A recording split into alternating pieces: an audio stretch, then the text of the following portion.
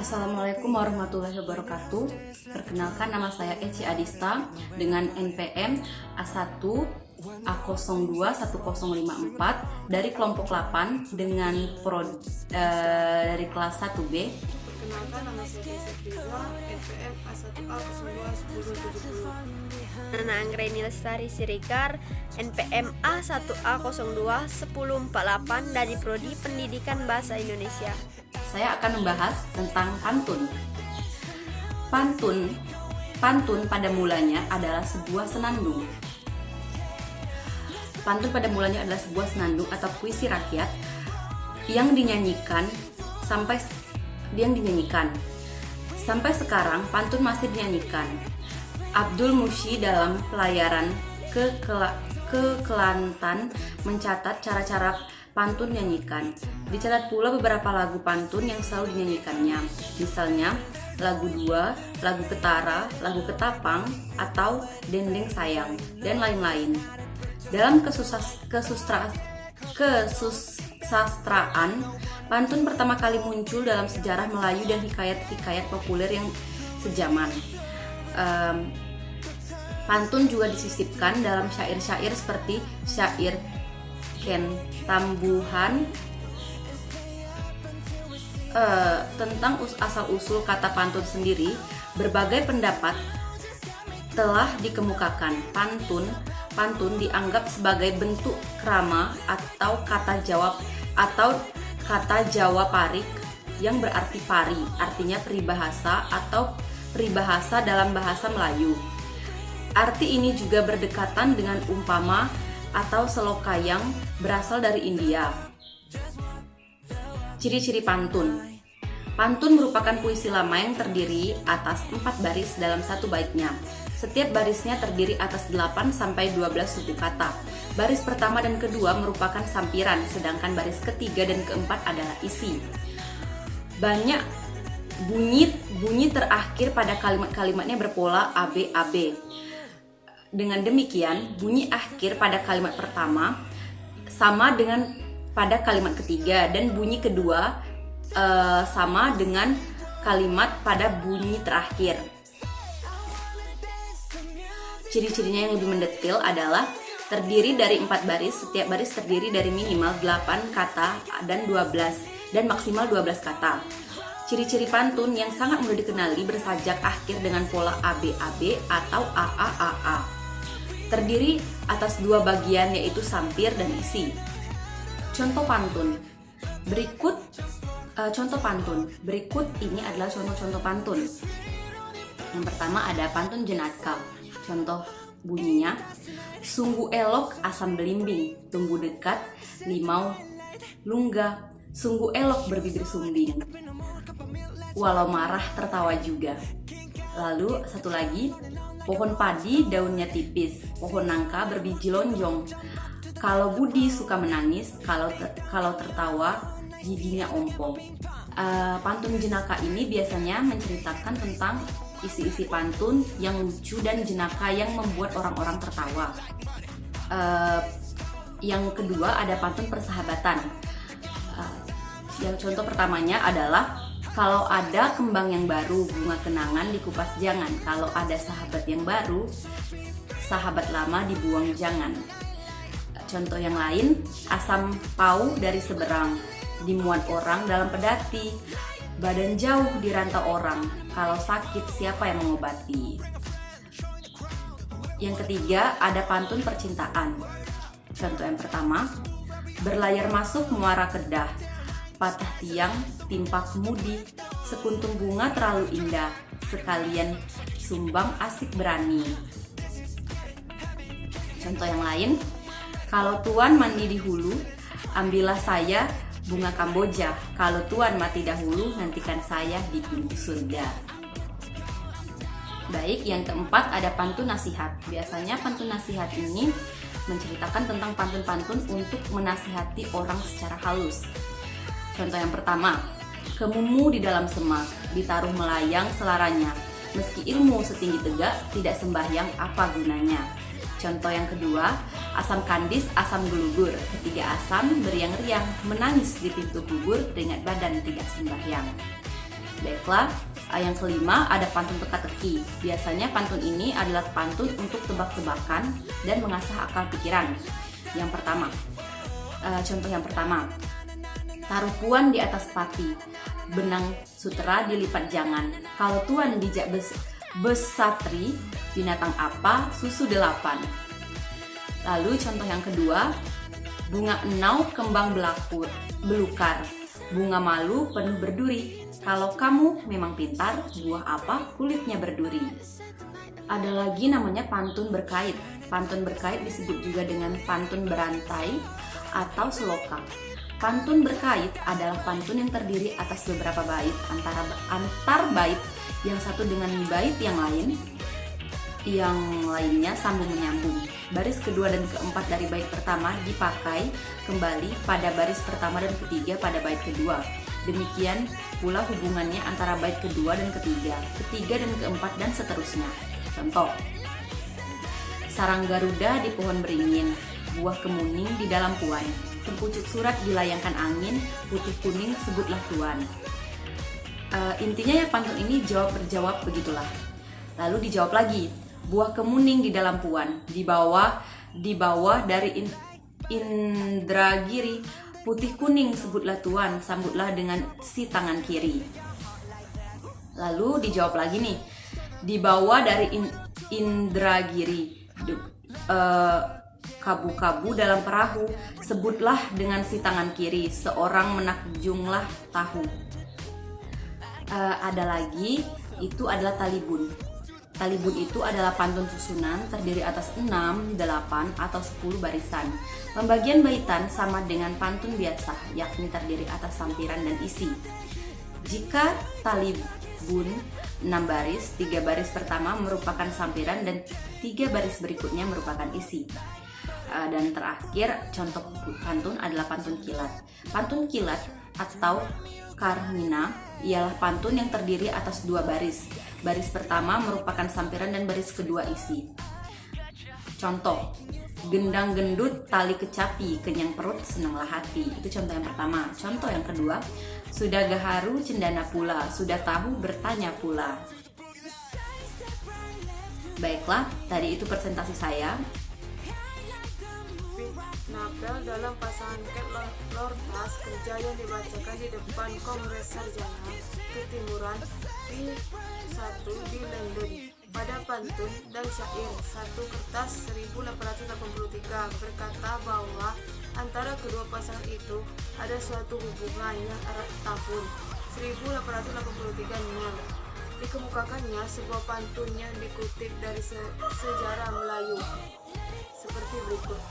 Telur itik dari Sanggora, pandan terletak di Langkawi, darahnya itik di Singapura, badannya terlantar di Langkawi. Menurut P.J. Nabel, Sanggora yang terletak di pantai timur Malaysia dekat Said sangat jauh letaknya, tetapi tikar pandang yang terletak di depan kita sangat dekat. Seluruh pantun pagi ini menunjukkan bahwa pembunuhan terjadi di satu tempat yang jauh dari tempatan perkuburan. 20 tahun kemudian, yaitu pada tahun 1904, ketika dilantik menjadi guru besar, C.H.A. Van Opu Ijesen juga telah membahas perkara ini. Menurut C.H.A. Van Opu Ijesen adalah pekerjaannya sia-sia dan tidak berguna untuk mencari hubungan kedua pasang pantun. Tafsiran P.J. Nabel tentang pantun telur itik dari Sanggora juga disetujuinya, tetapi Winstead fitnah bahwa pantun tersebut mempunyai kiasannya. Satu telur itik yang menambahkan naskan pada ayam dalam alam pikiran Melayu, melambangkan seorang pengembara dilala, berteman dan cacat. Tikar pandan yang terletak di depan melambangkan tikar yang terdapat di rumah orang-orang Melayu yang berada tidak pantas diinjak dengan alas kaki. Biasanya seorang wanita yang mau mengikut kita, tetapi kita harus waspada untuk seorang menerimanya. Seterusnya, Wisted menjelaskan sebuah pantun yang dikemukakan oleh Frog Van Opu Ijensen. 1, 2, 3, 6, dan 1 jadi 7 menunjukkan bahwa seseorang petani Melayu sedang menghitung tanam-tanamannya.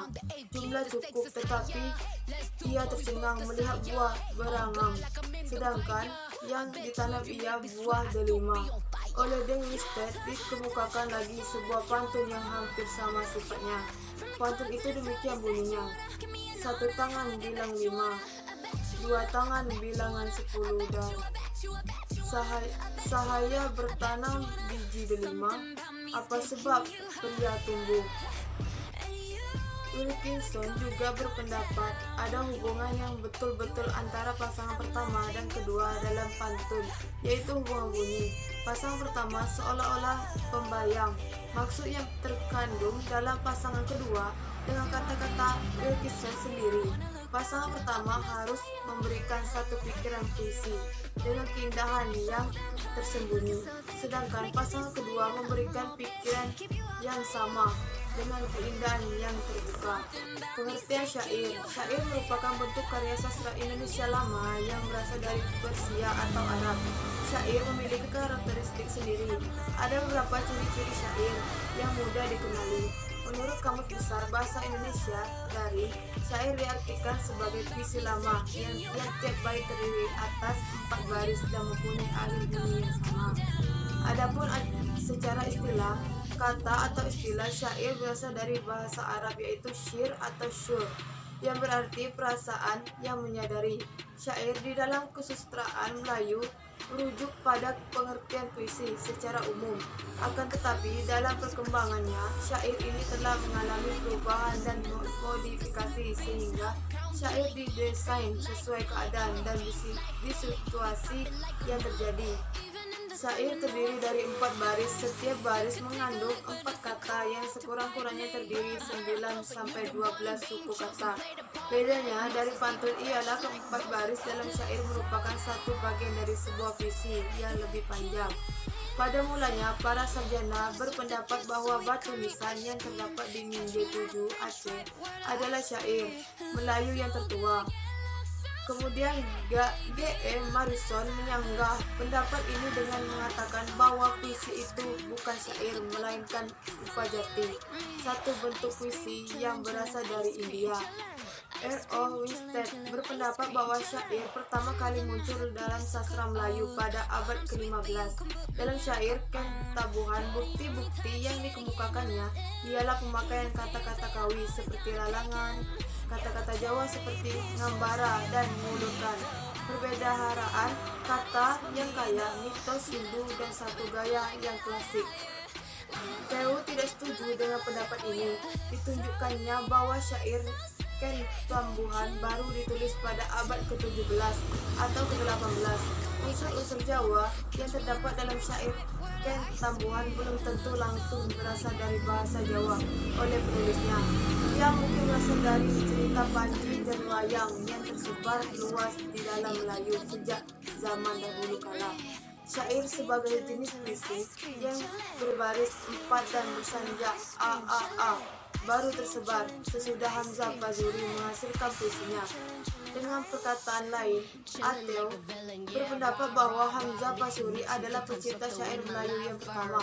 Hamzah Fazuri menamai puisi yang ditulisnya Nubai, puisi yang berbaris 4. Dalam sastra Jawa muncul sejenis puisi yang berasal dari syair, yaitu singir.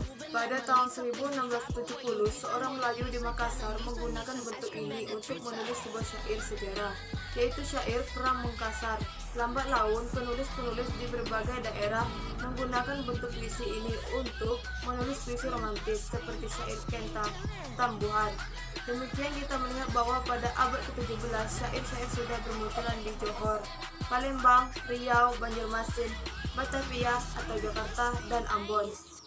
Alasan yang dikemukakan hampir serupa dengan alasan yang dikemukakan oleh Ateo, yaitu yang pertama, tiada syair sebelum Hamzah Fazuri.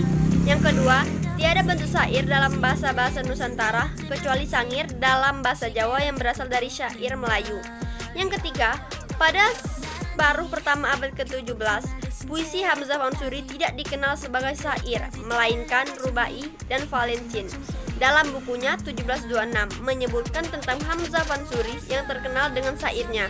Bukan itu saja, Al-Raniri yang dalam hal agama adalah saingan Hamzah Fansuri juga pernah dipengaruhi oleh Hamzah dan menulis beberapa rubai dalam Bustanus Salatin P. Vocorfi 1968. Seorang sarjana yang pernah mengajar di Universitas Kebangsaan Malaysia tidak setuju dengan pendapat ini. Menurutnya, syair Hamzah Fansuri mendapatkan pengaruh yang kuat dari nyanyian rakyat atau pantun, seperti yang terdapat dalam sejarah Melayu. Ia sampai kepada kesimpulan ini sesudah menyelidiki ciri-ciri syair, yaitu yang pertama irama atau matri, saja akhir atau rima, pembagian kesatuan atau unit, dan pengelompokan kesatuan. Irama syair sama seperti irama pantun. Bukan saja pantun, kadang-kadang muncul dalam syair. Baris syair juga kadang-kadang terdapat dalam pantun. Unsur intrinsik syair, yaitu satu tema. Tema merupakan ide pokok yang ingin penyair sampaikan dengan melalui syairnya kepada para pembaca. Tema yang digunakan oleh sang penyair beragam. Contohnya seperti tentang kemanusiaan, agama, alam, keindahan, pendidikan, budi pekerti, dan lain sebagainya. Yang kedua, perasaan. Perasaan merupakan sesuatu yang ingin penyair utarakan atau ungkapkan yang berupa ciri khasnya, cara pandang, karakter, dan lain sebagainya. Yang ketiga, nada. Suatu intonasi atau penekanan dalam isi syair yang dapat berupa mengejek, menasihati, bergurau, bergembira, mengkritik, berbelas kasihan, serta sebagainya. Kemudian yang keempat, amanat. Amanat merupakan suatu pesan atau nasihat yang ingin penyair sampaikan kepada tiap-tiap pembaca. Umumnya pesan di dalam syair ditafsirkan sendiri oleh pembaca sesuai pemahaman sang pembaca. Unsur intrinsik syair ada 4, yaitu yang pertama, latar belakang kehidupan penyairnya. Yang kedua, pendidikan penyair. Yang ketiga, latar belakang budaya dan sosial. Yang keempat, adat atau kebiasaan masyarakat setempat. Ciri-ciri syair. Yang pertama, terdiri dari 4 baris.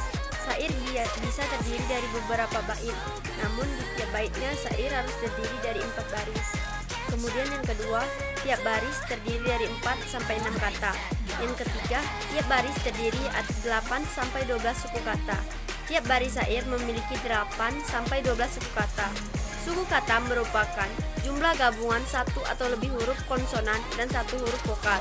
Sebagai contoh, kata rumus terdiri dari 2 suku kata, yaitu ka dan mus. Yang keempat, semua baris adalah isi.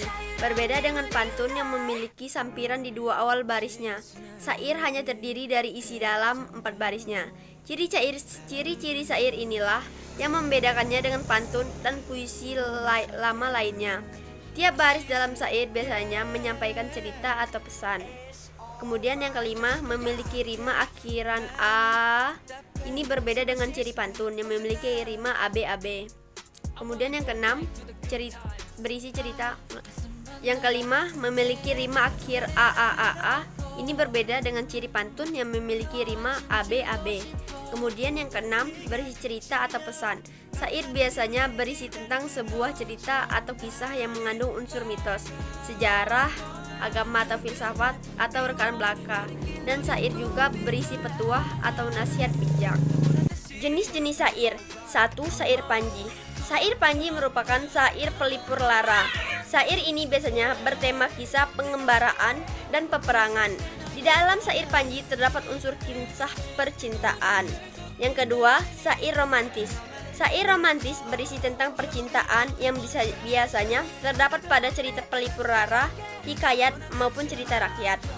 Yang ketiga, syair kiasan. Syair kiasan menyampaikan pesan dalam bentuk kiasan. Syair ini disebut juga syair binatang dan bunga-bungaan. Isinya merupakan sindiran atau kiasan terhadap suatu peristiwa. Kemudian yang keempat, syair sejarah. Syair sejarah adalah syair yang berdasarkan peristiwa sejarah. Sebagian besar syair sejarah berisi tentang peperangan. Yang terakhir yaitu syair agama. Syair agama merupakan syair terpenting. Syair agama dibagi menjadi 4, yaitu syair sufi, syair tentang ajaran Islam, syair riwayat, cerita Nabi, dan syair nasihat. Baiklah, itu tadi hasil presentasi dari kelompok kami. Lebih dan kurangnya saya mohon maaf. Saya akhiri. Wabillahi taufiq wal hidayah. Wassalamualaikum warahmatullahi wabarakatuh.